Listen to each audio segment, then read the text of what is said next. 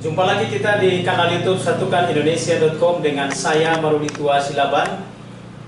Kali ini kita akan berbincang-bincang dengan seorang pengusaha muda di bidang pangan dan farmasi.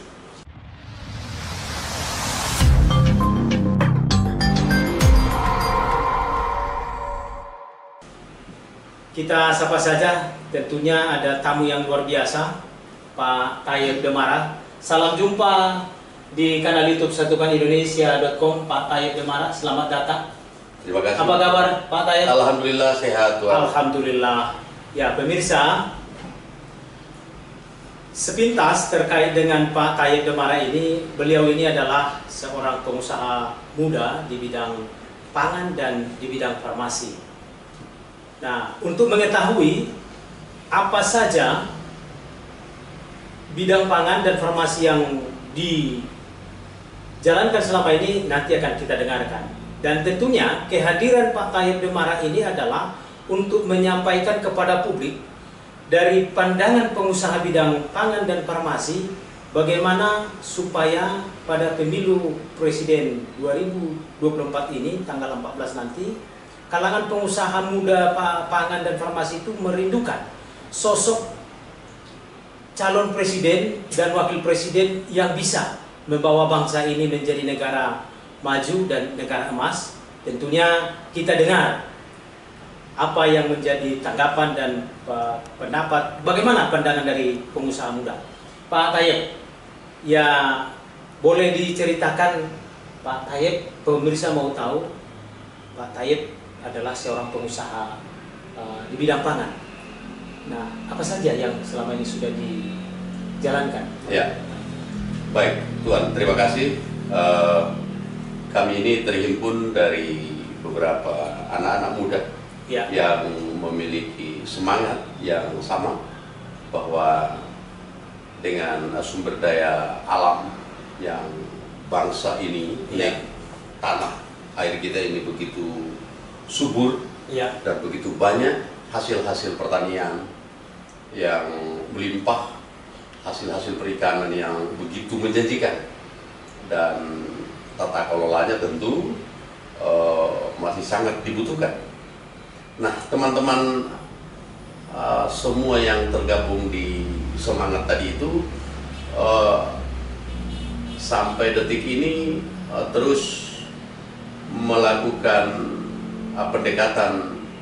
pendekatan kemitraan dengan berbagai pihak, ya. Contohnya dengan teman-teman yang tentunya memiliki modal kerja dan teman-teman yang juga memiliki pasar jelas seperti Pak Muhammadiyah, ya, itu sudah punya umat gitu, jadi pasarnya jelas. Nah, kebetulan saya sendiri secara manajemen atau pribadi fokus di pangan minyak goreng, minyak sayur, minyak sayur, yaitu Minusa. Yang kedua juga merek banyak saya, ada beberapa, Devina, ada Berkahmu, ada Rizky, dan lain-lain, masih banyak. Tapi yang barangkali kami ingin sampaikan kepada seluruh Indonesia bahwa dalam rangka menata ketahanan pangan, kita butuh konsistensi dengan potensi alam tadi, bersinergi dengan semangat pemimpin kita, dan ini harus juga direspon oleh pelaku kebijakan tadi, yakni mungkin badan-badan urusan logistik, atau badan ketahanan pangan, atau badan-badan farmasi, obat-obatan, dan lain sebagainya. Karena kebutuhan yang sangat mendesak dan mendasar di negara kita hari ini itu tadi, orang takut lapar dan orang takut sakit. Nah, bagaimana mengatasi itu? Tentu kita butuh semangat kelompok atau semangat anak-anak muda yang betul-betul memahami kebutuhan masyarakat hari ini. Semua calon presiden, semua caleg datang dengan menjadikan kesejahteraan. Substansi kesejahteraan adalah kepastian hidup, bahwa saya tidak lapar, terpenuhi kebutuhan primer saya, baik pangan, sandang, dan seterusnya, dan kepastian hidup bahwa saya hidup sehat. Nah, kami yakin dan percaya ada gagasan luar biasa di situ di barisan Prabowo Gibran, bahwa meletakkan kebijakan atas kepastian hidup rakyat terkait kebutuhan pangan adalah slogan dan jargon bagi Prabowo Gibran.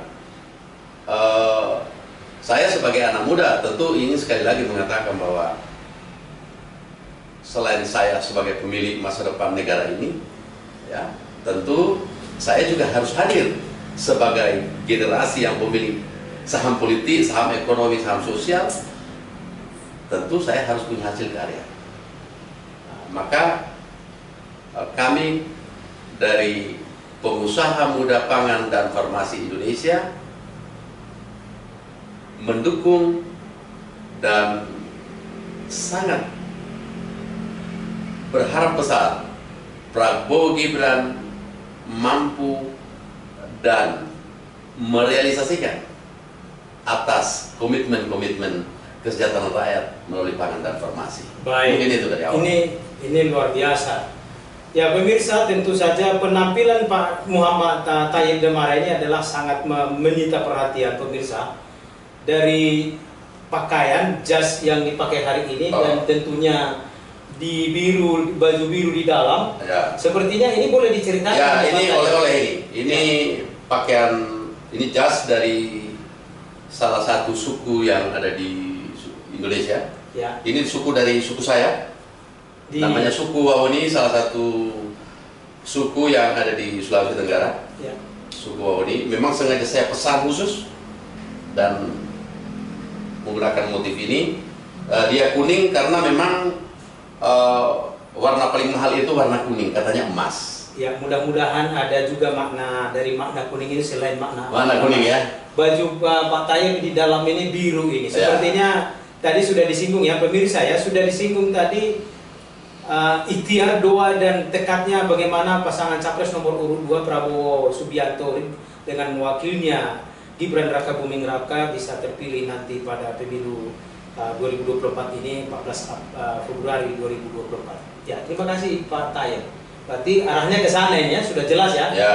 Nah, Pak Thayyib tadi Bapak sudah menceritakan, pemirsa tadi sudah disampaikan bahwa Pak Thayyib ini adalah seorang pengusaha di bidang pangan dan farmasi. Pak Thayyib tadi sudah menyampaikan ada beberapa komoditi, diantaranya minyak goreng, minusa, dan juga komoditi-komoditi sembako lainnya.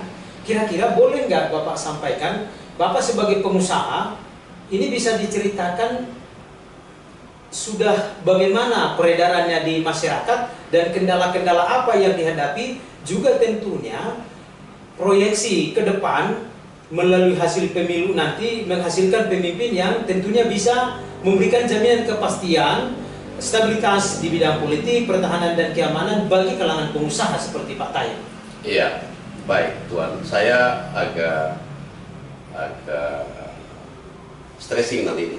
Ya. Pertama, ada banyak hal yang teman-teman pengusaha itu mampu membaca dan menemukan peluang.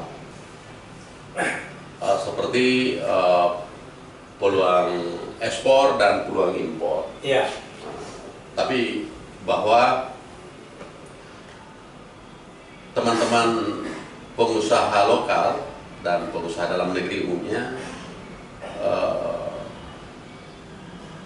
kadang mereka datang curhat ke kita soal kuota ekspor dan kuota impor.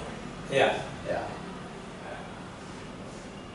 Kami sih yakin dan percaya bahwa skema pelayanan publik akan semakin baik dan tentu ini akan sangat memberikan dampak positif dalam membaca peluang-peluang berusaha ya. Iya. kebutuhan atas barang impor, pangan impor seperti beras, seperti bawang putih, seperti daging, itu sangat besar. Nah, tapi bahwa ada semacam ketidakmudahan gitu ya, kepada teman-teman pengusaha mendapatkan kuota impor itu tadi. Nah, ke depan saya optimis Bapak Prabowo dan Gibran telah memahami persoalan ini dan akan menjadi perhatian khusus. Dan kami berkomitmen bahwa ke depan presiden yang terpilih harus memperhatikan ini agar tidak dimonopoli oleh satu grup atau satu kelompok karena mereka cukup modal kerja. Terus yang kedua soal kuota ekspor. Nah, mungkin kebetulan saya anak pantai, saya tahu persis daerah-daerah potensi perikanan itu kan paling banyak kawasan timur Indonesia.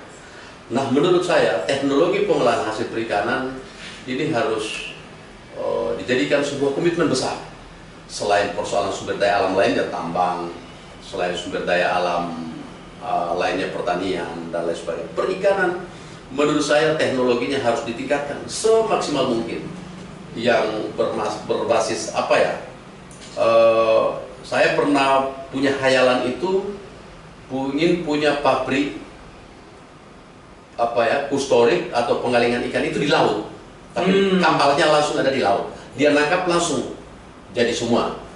Jadi kapal itu sandar langsung ke negara tujuan yang dimaksud atau ke daerah yang dimaksud itu sudah dalam bentuk siap makan, siap konsumsi gitu. Ya. Mungkin itu gambaran-gambaran sederhana saya. Karena mungkin soal waktu kita tidak mungkin membahas semuanya, tapi bahwa poinnya negara ini cukup potensi untuk kita kelola. Soal politik bagi saya selesai, karena demokrasi itu tidak usah dirubah, tidak ada yang bisa merubahnya. Bagi saya demokrasi itu masa politik kita. Yang perlu dirubah barangkali cara berpikir kita sebagai anak bangsa. Baik.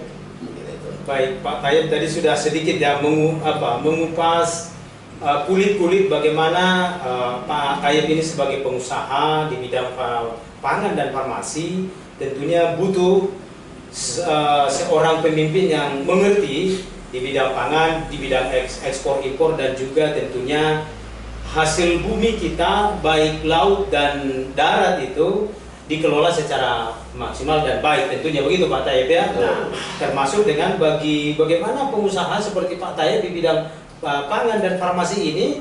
Pak Tayyip kan pengusaha minyak nih, Minusa ini mereknya nih. Nah, orang kalau pemirsa, kalau masyarakat atau mak-mak itu di masyarakat itu kalau membeli Minusa, minyak goreng Minusa itu Pak Tayyip adalah pengusaha ownernya. Jadi tentunya itulah salah satu alasan Pak Tayyip mencoba mengetengahkan kepada pemirsa, kepada kita semuanya, bagaimana harapan dari pengusaha di bidang pangan dan farmasi ini ada sosok pemimpin yang bisa memberikan jaminan kepastian bagi kalangan pengusaha. Pak Tayyip, tadi Bapak sudah menyinggung harapan dan memberikan poin, stressing poinnya terkait dengan pasangan capres nomor urut 2, yaitu Prabowo Subianto, Gibran Raka Buming Raka. Bagaimana pandangan Bapak terhadap capres nomor urut 2 ini? Ya, jadi dan apa alasannya untuk memberikan sebuah harapan dan dukungan kepada? Ya, mungkin saya ingin katakan begini kepada seluruh rakyat Indonesia dan kepada seluruh kita ini, ya. Supaya banyak pemimpin itu melahirkan banyak pemimpin. Ya. Saya tidak sedang mengajak kita menjadi tidak dapatkan amal ya. Insya Allah Pak Jokowi pun itu dulu ada di Solo, Tuan. Ya, memang betul. Nah, lalu kemudian beliau menjadi gubernur. Ya. Dan Insya Allah itu Pak Prabowo yang ngajak. Ya. Oke. Ada di situ ada moral politik Pak Prabowo kepada Pak Jokowi begitu ya. Ya, alhamdulillah Pak Jokowi juga bukan pribadi yang kacang lupa kulit. Ya. Itu satu. Lalu yang kedua, Anies Baswedan juga saya pikir dibesarkan oleh tangan Gerindra gitu. Tangan Gerindra tentunya yang dikomandoi oleh Pak Prabowo. Ya. Pak Prabowo. Dan partai-partai lain yang ingin saya ungkap adalah Nasdem pun tidak punya kader. Sosok pribadi Pak Surya Paloh pun tidak bisa menjadikan dirinya untuk tampil dalam pergaulan perhelatan tahun 2024. Ya. Harus mengambil yang non kader. Ya. Nah, ini bukan pemimpin bagi saya. Terus yang kedua, yang berikutnya adalah, ya maaf, Ibu Mega juga kesulitan mengkader. Bahkan dirinya pun kesulitan untuk tampil itu. Nah, menurut saya ini poros alam yang kita harus coba terima, bahwa Pak Prabowo menjadikan dirinya manusia yang ikhlas. Ikhlas ya? Ikhlas, sangat ikhlas. Dia berkali-kali kalah, tidak pernah. Ya kalau mungkin orang bicara pilihan, saya kapok, tapi beliau tidak kapok. Kenapa? Karena beliau tidak sedang ingin berkuasa sebenarnya, tapi beliau sedang ingin mengajak seluruh para kita politisi, para seluruh rakyat Indonesia, bahwa dia adalah pribadi yang ingin mengabdi kepada negaranya. Toh juga beliau pernah bilang, saya ini paling sebentar lagi mati kok. Kan begitu? Iya. Saya ingin kemudian negara ini tahu bahwa saya ada sebagai anak bangsa yang ingin melakukan yang terbaik. Lalu apa? Kenapa beliau harus kemudian alam atau pemilih alam ini kembali ke bersama-sama Partai Golkar? Bahwa beliau insya Allah juga berproses di Partai Golkar Karya sebagai pemimpin yang tadi banyak melahirkan pemimpin. Gitu. Ya. Nah, oleh karena itu kacamata ideologi agar kita tidak menjadi politisi yang suka atau tidak suka. Karena sebenarnya politik itu bukan soal suka tidak suka, tapi bagaimana kita membaca gagasan secara kapabilitas dan secara kapasitas, baik pendek, menengah maupun panjang, kepada leader yang mau kita pilih itu. Soal lain, orang punya masa lalu, orang semua punya masa depan. Tidak penting bagi saya. Tapi bagaimana masa kini kita nata dengan gagasan kebutuhan alam yang ada hari ini. Kebutuhan bumi hari ini, kebutuhan dunia hari ini, kebutuhan di kecamatan, kebutuhan di kelurahan, di pedesaan, dan lain sebagainya. Nah, Prabowo Gibran hadir dengan pendekatan-pendekatan sosial itu. Secara matematis, yang ingin saya katakan adalah hari ini Prabowo Gibran itu didukung oleh partai, salah satunya Partai Golkar, Partai Demokrat, PAN, Gelora, dan lain-lainnya, Gerindra dan sebagainya. Tuan, jangan lupa bahwa Bapak Susilo Bambang Yudhoyono itu dua periode menjadi presiden. Sekalipun beliau punya kekurangan, saya yakin masih ada sekian pasukan atau grup, kelompok yang fanatis kepada beliau. Saya asumsikan itu katakanlah 10 atau 20% masih memilih Prabowo dari barisan Susilo Bambang Yudhoyono dari Partai Demokrat. Lalu kemudian ditambah dengan barisan yang, maaf, Pak Prabowo 2 kali hampir menang terus. Pak Tayyip, stressing pointnya ini supaya bisa ditangkap oleh rakyat kita di seluruh Indonesia. Bapak ini kan pengusaha nih. Jadi dari perspektif pengusaha, tadi Bapak kan sudah menyampaikan kepada kita, kepada pemirsa, bahwa Pak Prabowo itu adalah termasuk sosok dan pribadi yang ikhlas. Sudah tuntas dengan dirinya, sama seperti Pak Jokowi. Pak Prabowo telah berproses sama seperti Pak Jokowi, dari wali kota Solo jadi gubernur DKI dan tentunya mendapat dukungan mayoritas Republik Indonesia menjadi presiden 2014 hingga 2024 ini.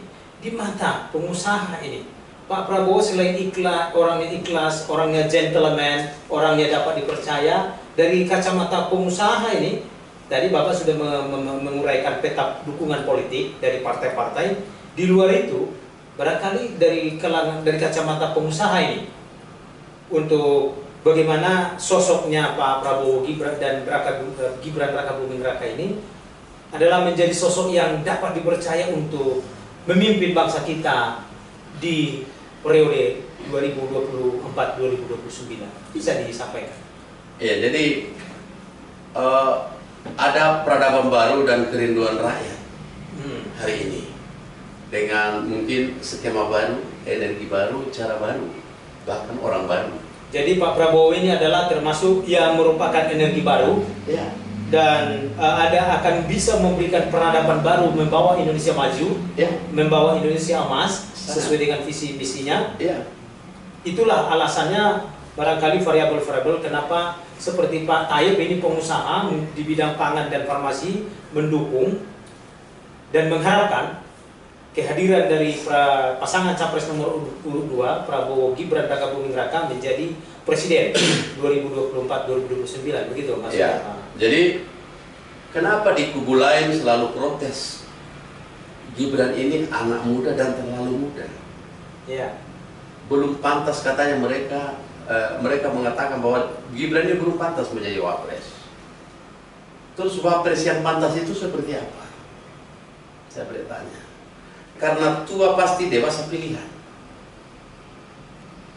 Nah, Gibran adalah anak muda yang akan mewakilkan kita semua ini anak-anak muda sebagai pemilih masa depan negara ini.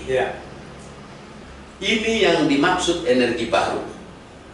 Kerinduan generasi ini diletakkan oleh Bapak Prabowo Subianto yang sebelum dia memiliki wakil banyak sekali sosok kader yang akan menjadi wakilnya beliau. Tapi kemudian Gibran hadir. Yang paling penting di sini adalah bukan soal anaknya Pak Jokowi ini. Bukan soal dia anak presiden. Presiden nggak punya anak. Yang punya anak Pak Jokowi.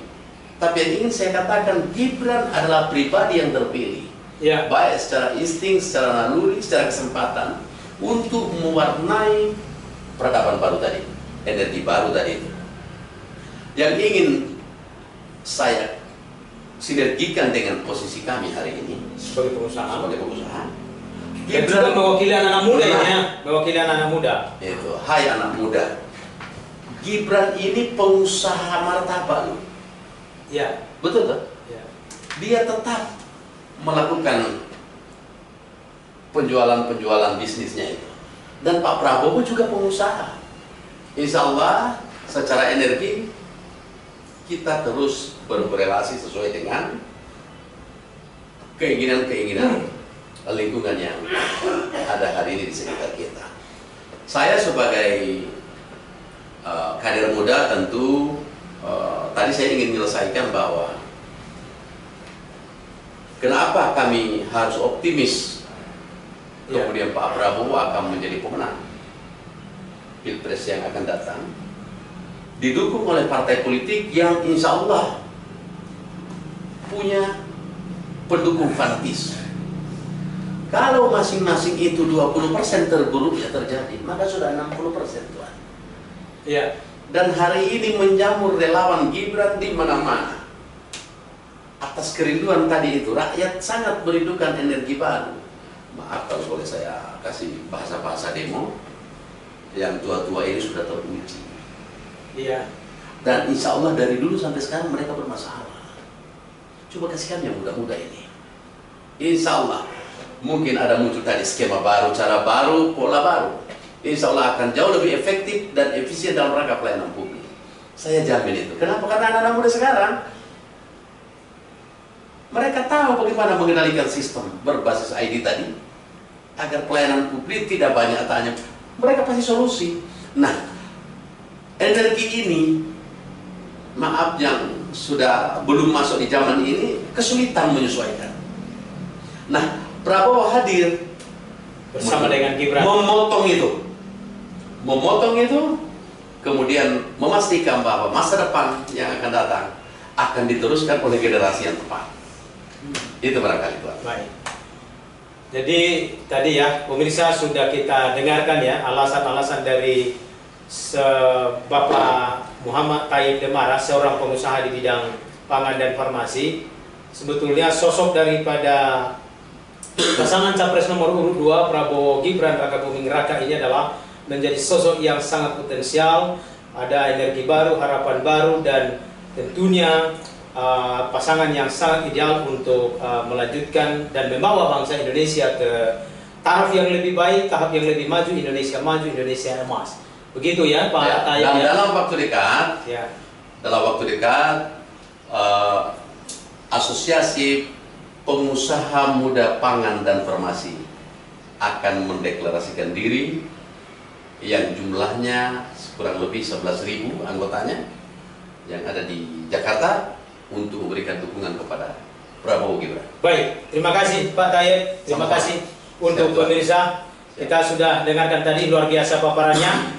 Pengusaha muda di bidang pangan dan farmasi menguraikan mengapa mendukung pasangan Capres Prabowo, Capres nomor urut 2 Prabowo Gibran Raka Buming Raka untuk memimpin bangsa Indonesia ke depan 2024 dan sampai dengan 2029.